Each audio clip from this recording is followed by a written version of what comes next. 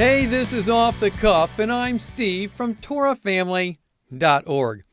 A while back, I contacted a friend of mine and asked how he was doing. His first three words in response were, busy, busy, busy.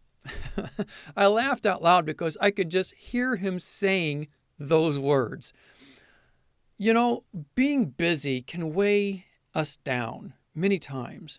Busyness can creep in on all of us. None of us are exempt from it.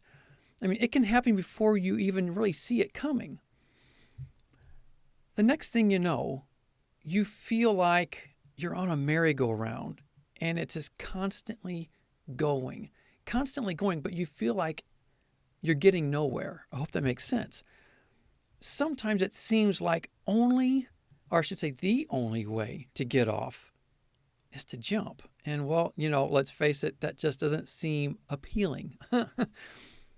We all know there are those times when we have to do something drastic or nothing. I mean, nothing will change it all. And we know that, but yet it seems sometimes we don't want to accept it. It's like we don't want that drastic thing to happen because we like where we're at. We like what's happening. Though we know it's too fast, it's still, there's, a sense of comfort because you know what's going on. You know what's happening. You're used to it, I guess is the best way of saying it. But the course that we stay on may only increase in speed if nothing is done to change. So, the question I guess would be is living life in the fast lane a sin? Well, no, not that we've seen. However, it can have consequences if we stay on it too long, that is. Think of it this way. How often have we seen someone being told to hurry in the scriptures? Now, I mean in the sense of when there's no judgment or jubilation involved. I'm talking just regular, everyday life, if you will, when we're reading in the scriptures. How often do we see that? Well, we don't see it that often. In fact, it seems the sentiment in the scriptures is just the opposite.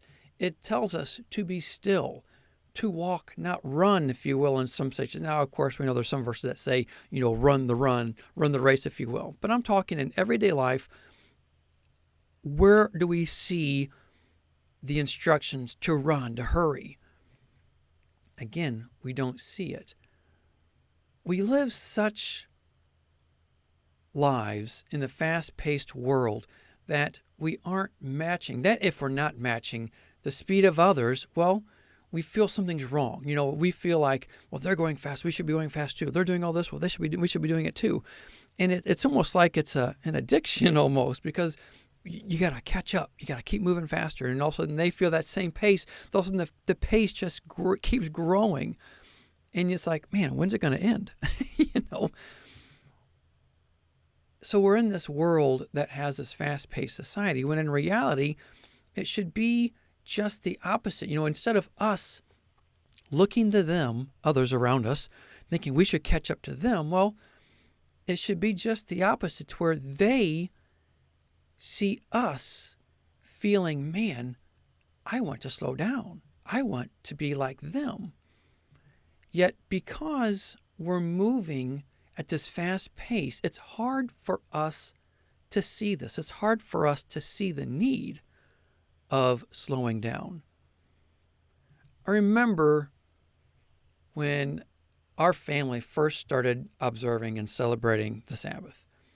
It was really hard at first. I mean, we're talking about changing gears beyond reason because I was so used to my Saturdays being, let's do this, let's do that. And well, it's like, I realized that, hey, wait a minute, this is time for us to be with Him, time to observe the Sabbath. It's for us, The problem was I hadn't learned to value that day for what it is. I hope that makes sense. I think sometimes that can happen in our relationship with Yahweh too. We realize that, it's just that we don't realize He's there for us. We need to be there for Him. Let's walk and enjoy this time we have with Him. we can allow ourselves to get so busy that we forget just how much we treasure having Him. Being too busy at anything, anything, being too busy at anything can draw us away from our time with the Father. Anything. Let me say that again, just to make sure you understand what I'm saying. Being too busy at anything can pull us away from our time with the Father. Even being too busy in the work of Yahweh can be a bad thing. I know that sounds like an oxymoron, if you will, but it can be true. As I've said before, sometimes you can get so busy in the work of God that you forget the God of the work, if you will. It's not that we shouldn't work for Him. That's not what I'm saying. But we can't let our relationship with Him ever take a backseat to anything, even if we think we're doing something for Him. Think of it this way. Are people told to depart from Him because some of their knowledge of Him is wrong? Because they follow a wrong calendar? Say His name wrong? Or are people told to depart from Him because He didn't know them? How does one get to know you? You spend time with them, right? When reading the book of Luke, we see Yeshua Himself spend a lot of time alone with the Father. Luke chapter 5, verse 16 says, "But Jesus often withdrew to lonely places and prayed." Plus, He also tried getting the disciples away after they had been ministering. Yeshua knew they needed to get away. The funny thing is, that time didn't come till much later as the crowds followed them to where they were going, in this particular instance anyway. The point being, though, we need to spend time alone with the Father every day. Every day. As with any relationship, the more time you spend with someone, the stronger that connection becomes, right? The stronger a relationship is, the more trust there is, and it's easier to communicate and understand each other. This is kind of like relationship 101, right? This is not like, rocket science. So, likewise, in our walk with the Father, the more time we spend with Him, the better off we are. Think of it this way. If you had to carry a priceless vase, or for some people, a priceless vase, okay, would you run around with it? Well, of course not. You would walk super slow with this priceless vase, making sure nothing or no one causes you to drop it. Well, maybe we need to view our relationship with the Father the same way. If we live life with the intent and purpose of building our relationship with Him, it will definitely help in preventing us from taking Him for granted, for careless living, and especially rushing around all the time. So don't just live life. Live life on purpose. Let's not be like the church of Ephesus in the book of Revelation. We simply have to make the time to meet with Him on a regular basis. That time will rarely, if ever, just happen. No more excuses, though. Okay, let's think about this for our lives. No more excuses. Seriously, there will always be a reason for not having the time to spend with Him. Seriously. Think about this. There will always be something come up. There will always be something break down. You name it, there will always be something to come up to steal our time away from Him. Now, many can be legitimate. Don't get me wrong. I'm with that, okay? But what do you want most? It all comes down to that. What's your priority in life? I wish I could say that it only affects us when we don't spend time with the Father. However, that's just not always the case. It can affect others. It really can. Yeah, it'll affect us first, but it will eventually affect others. If we persist in that new habit of not spending time with the Father, it will eventually start affecting those around us. Yet at the same time, when we start spending time with the Father that we need, His blessings will naturally flow in our lives, and others will notice His presence in us as well. Psalms 37. Delight yourself in Yahweh, and He will give you the desires of your heart. Commit your way to Yahweh. Trust in Him, and He will do this. He will make your righteousness shine like the dawn, the justice of your cause like the noonday sun. Be still before Yahweh, and wait patiently for Him. Do not fret when men succeed in their ways, when they carry out their wicked schemes. Notice this isn't talking about the Sabbath. He's simply speaking to us in general, in everyday life. It seems that there are many who believe Yahweh only speaks from the thundering clouds, or that there will always be something colossal take place, whenever He speaks. However, that's just not always the case. 1 Kings chapter 19. Yahweh said, "Go out and stand on the mountain in the presence of Yahweh, for Yahweh is about to pass by." Then a great and powerful wind tore the mountains apart and shattered the rocks before Yahweh. But Yahweh was not in the wind.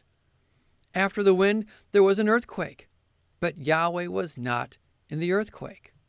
After the earthquake came a fire, but Yahweh was not in the fire. And after the fire came a gentle whisper. When Elijah heard it, he pulled his cloak over his face and went out and stood at the mouth of the cave. The gentle whisper. That which can only be heard when one is listening. And remember, here, listening is not just hearing. It's hearing with intent. It's focused listening. It's where, anyone can just hear, for the if your ears work, of course. But hearing is, our ears hear all the time. But listening is where we are focused in on something. Listening to Yahweh's gentle whisper is next to impossible. Please get this. Listening to His gentle whisper is next to impossible when we are always on the run. When we're always on the move, when our minds are filled with our personal to-dos, to-do lists, for that day, when that's happening, you're not going to hear His gentle whisper. Why? Because we're focused on our to-dos and not His. When we're constantly pulled from this or from that, we're not going to be focused on listening to that gentle whisper. Though there may be those times where we may not hear His voice, no matter how hard we try to listen to it, it doesn't mean He's not there. In fact, it may be in those times where He's more attentive to our prayers than you can imagine. It could be simply a time of strengthening. Can you stay calm and faithful when times start getting hard and you don't hear His voice? It's in those times, those situations, where we need to remain silent all the more. All too often, our human nature wants to take over and take the reins into our own hands, right? That's what we want to do. We think, well, it's not happening, so I got to take control now. And it's here where we see ourselves begin to run. Because why? We're not trusting.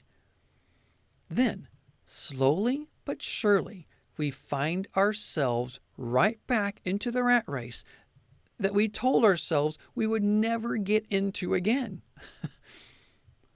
All because we chose not to be still. We chose not to trust. And how does that come? Because we don't have that relationship that needs to be there. And how do you build a relationship? When we are still and quiet with Him. Consider what Yahweh said to the children of Israel when Pharaoh pursued them at the Red Sea. Exodus chapter 14. Yahweh will fight for you. You need only to be still. Okay, well, actually Moses said it, but you know what I'm saying. You need only to be still. When everything around you is saying you should panic, you need only to be still. When everything within you says you should take the reins and get control of the situation again, you need only to be still. When the world may be crumbling down all around you, you need only to be still. When there seems to be no hope in your situation, you need only to be still. Start building that relationship with our Heavenly Father like never before. Let nothing get in the way. Set your priorities right today. Make a list if you have to. Place on that list time with the Father at the top. At the top, and let nothing get above it. Don't let another day go by where you don't spend time with the Father first and foremost on that day. Don't let another day pass where you don't get your priorities set in place with Him. Ephesians chapter 5. Be very careful then how you live, not as unwise, but as wise, making the most of every opportunity, because the days are evil. Therefore, do not be foolish, but understand what the Lord's will is. Slow down. Remember, life is fragile. Handle with prayer. Well, that's all I have. Think about it. Pray about it. But more than anything, be a doer of the word and not a hearer only. Until next time, Shalom.